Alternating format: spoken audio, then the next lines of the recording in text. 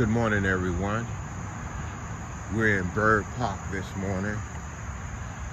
My daughter's on the other side of the street. I dropped her off for her private tennis lessons. So while I drop her off, I just come over here at times and just walk until her tennis lesson is over with.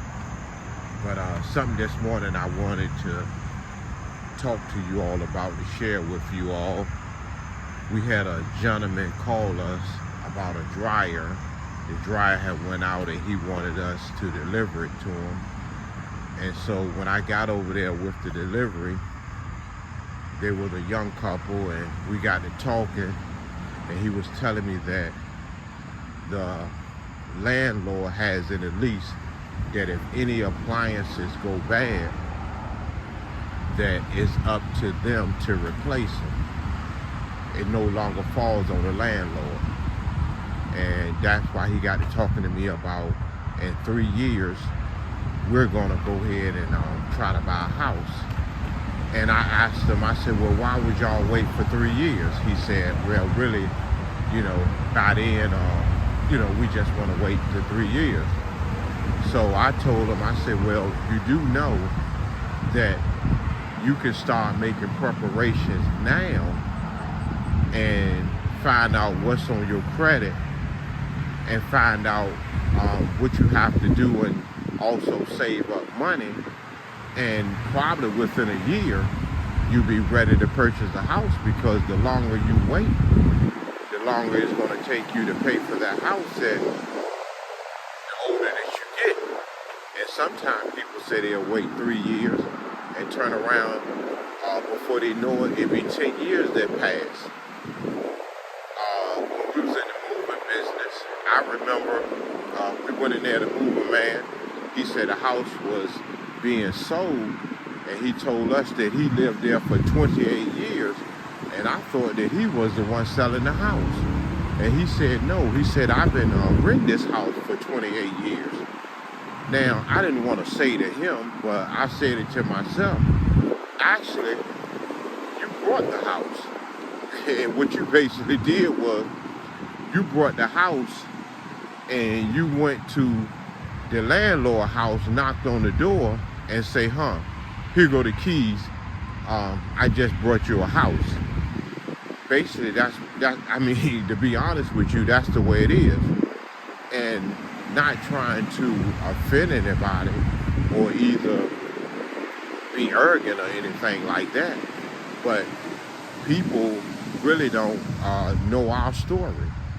Me and my wife, when I got with her, she went on and purchased a house, and she got the mortgage that she got. It had to be refinanced in 2 years, which was kind of like a setup, because most people now you get a 30-year fixed rate, and hers was only 2 years. So after the 2 years, things had changed, and the mortgage went up from $1,000 a month, because that's what I was paying back then.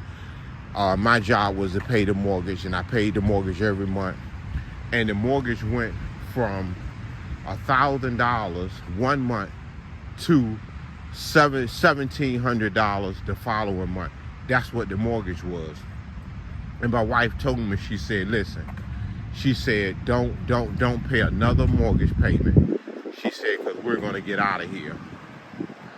And she went to her mother and asked her mother, hey, this is what's going on, and I don't want to put myself outside anything, because I'm not paying them people anymore, and I want to move back with you. So, of course, her mother said okay for both of us to move there, which was a wonderful woman. I mean, she welcomed us with open arms. So we moved in with her, and I remember I sit down with my wife, and I told her, I said, now listen, I say, this is what we're gonna do, because I don't plan on planting my feet here. I say, I love your mother, and I thank her with the bottom of my heart for everything that she's doing for us. I said, but this what we're gonna do. I say, no more eating out. I said, no more going to the movies. I said, when we go to work, we're gonna pack our lunch. We're never gonna eat out until we find our own place. And so that's what we started doing. We started saving up money. It was close to income tax time. We cashed our income tax check, got the money, and we put every dime along with the money that we were saving up. Now, we were saving up money every time we got paid. We were saving up money, and I don't know why we didn't have our money inside the bank. We had it downstairs in the basement at her mother's house. Every time I got paid, because I got paid every 2 weeks, she got paid every 2 weeks, but our weeks was separate. So when she got paid, she had money that she added to it, and when I got paid, I had money that I added to it. So I think about 3 months, I want to say about 3 months of us doing this, not eating out, not going to the movies, strictly going to work, coming back, parking the car, and taking our lunch to work. Most of the time, my mother-in-law, she'll do the cooking for us, but we won't live in there for free. We paid her rent just like we was anywhere else. We paid her the regular rent that we'll pay anywhere else. So after 3 months, I think we had saved up about $10,000 because, you know, we also added our income tax check in there too. We didn't spend a dime of that.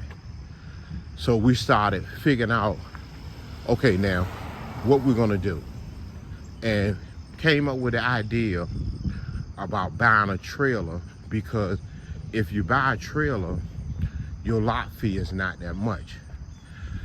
So that's what we started doing. We started going around looking for trailers, and we went to this one particular person in Kings and Queen County. I seen a trailer online, so he wanted $12,000 for it.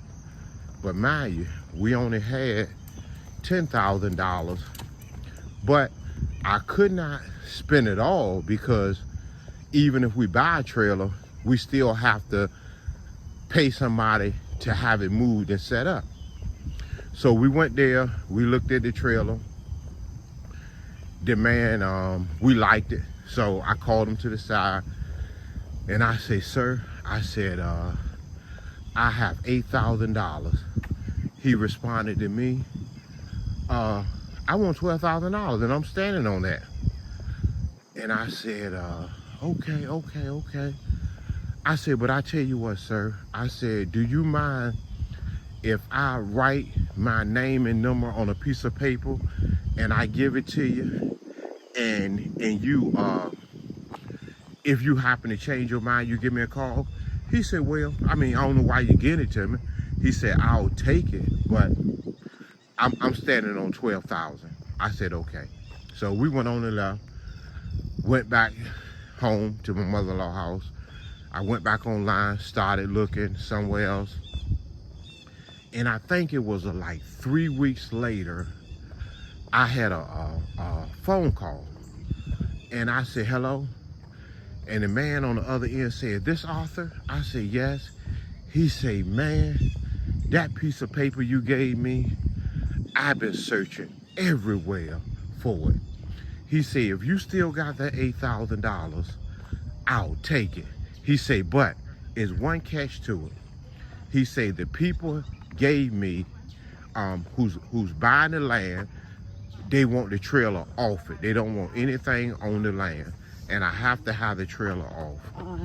He said, but they only gave me 60 days. And so far, trying to find your number and find you, I already used up a month. So if you can have this trailer off in 30 days, I'll take the $8,000. I say, sir, we can do that. Okay, so what I had to do, I went to the rent people that we was going to rent the lot from in the trailer park, because they had to approve of the trailer. They don't want any old trailer coming there, you know, looking bad on the property. So we set up a time and all of us went up there. It was my wife, mother-in-law, the rent lady, and the maintenance man. And they went up there, they inspected the trailer. They say, okay, the trailer will work. And also I had to also be approved as well. So they say, well, your credit came back good and you're approved. And so we set the ball in motion. He called me and he told me, he said, and when you come, I want you to bring a cashier's check. I said, okay. I said, that's fine. I said, I'll take the cash that I have and go and get a cashier check. He said, no. He said, bring the cash. He said, that's better. So I took the $8,000 cash up there. I gave him the $8,000. He gave me the keys and the title. And our rent was our lot fee. The trailer was paid for. Our lot fee was $300. After we had Brooke, because Brooke was born while we was living in the trailer, it went up $50. So that was $350 that we had to pay. So we got the trailer. The guy called himself setting it up, which he got it there. But he once he put it down and threw a couple of bricks on it, he left me hanging. But God is good. So I had to get permits, because you just can't bring a trailer in and move on in it. You have to get permits to make sure that it's safe. So I went and got the permits. I pulled all the permits and they started giving to me to stick on the door, but I didn't really know how to set anything up. I was basically kind of winging it. But the good thing about it, the time that I was moving the trailer in, it was some people beside me and people in front of me that purchased a brand new trailer, and they was making payments on their trailer, sure. And they had professional people come out and do all the work. So when the inspector came out and told me that I put the bricks under the foundation wrong, he said, man, this ain't gonna work. He said, a storm come by, this thing gonna fall over. I got in my feelings, but he explained it to me and he showed me. And I said, he gave me a piece of paper and I looked at everybody else's. I said, you're right. So I noticed that you had to, instead of having one brick stacked straight up, you had to have two cinder blocks side by side, and you have to turn them in this different direction as they go up. So I went on and did that, and it passed inspection. So the next thing that they did when they came out was the steps, but I didn't know how to do the steps. But the professional people that was there doing the steps on the other one, what they did, everything that they did and they left at the end of the day, I went over there and seen what they did. I took the measurements, I looked at the wood that they used, I looked at everything, I even drew it all down, and I did exactly what they did. And that's how I built our steps. And the inspector came out there and said, boy, you did really good. And so everything was completed. We moved in. We stayed in there for 4 years.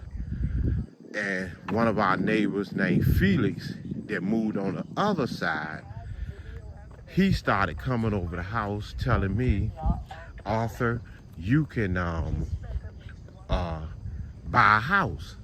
He said, because the house is not all that expensive, and plus, why stay here when we can get our kids a house and some land?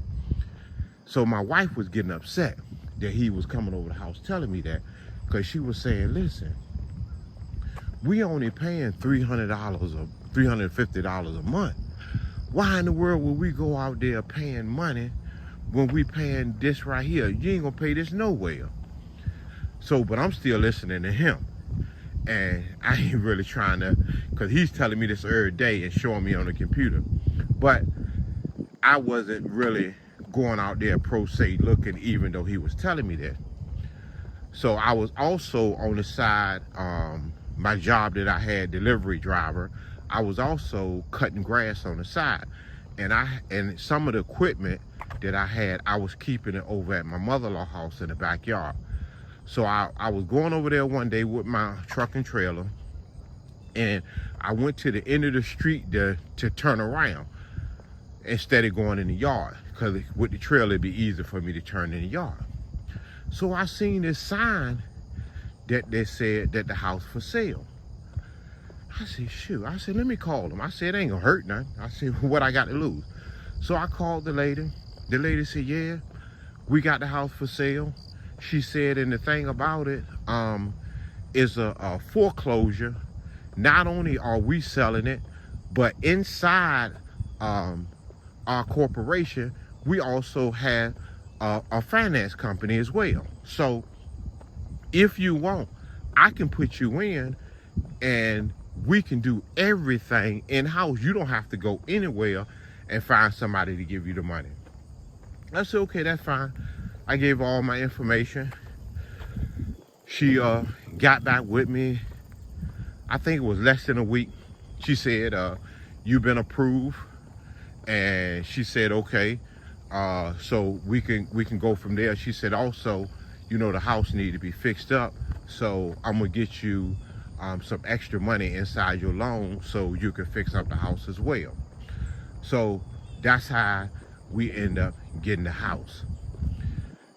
And the trailer, even though I brought the trailer for $8,000, we sold the trailer for $17,500 after 4 years. We lived in it for 4 years. And so I tell this story because it's not really where a person is at.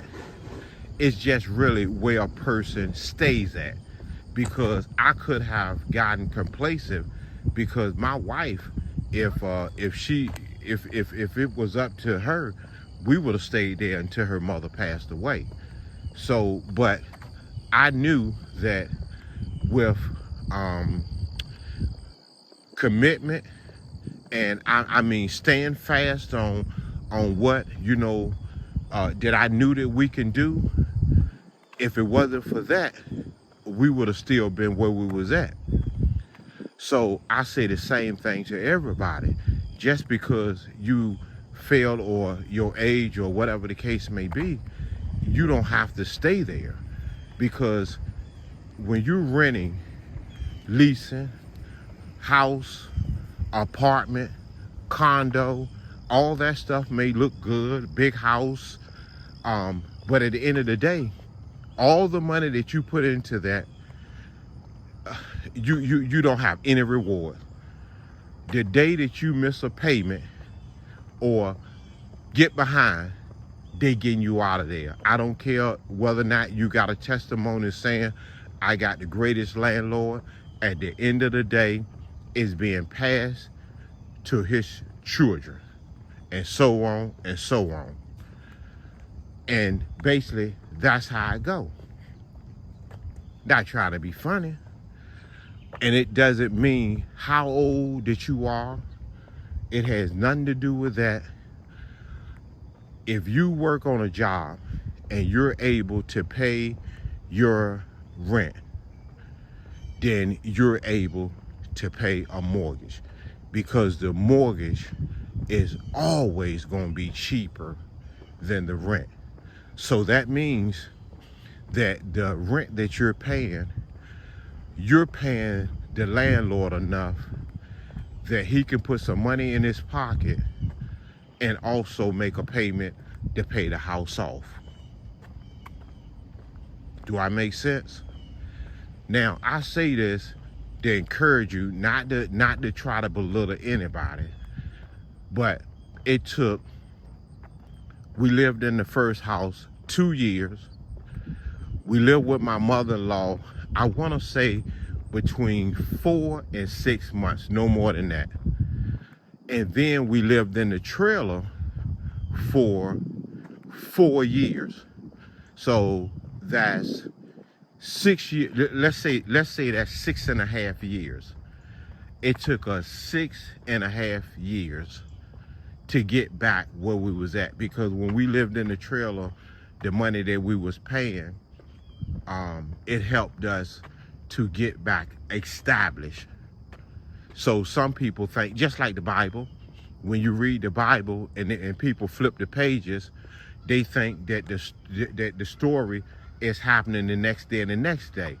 But actuality, some of the stuff that you read in there, it takes years for stuff to come to pass.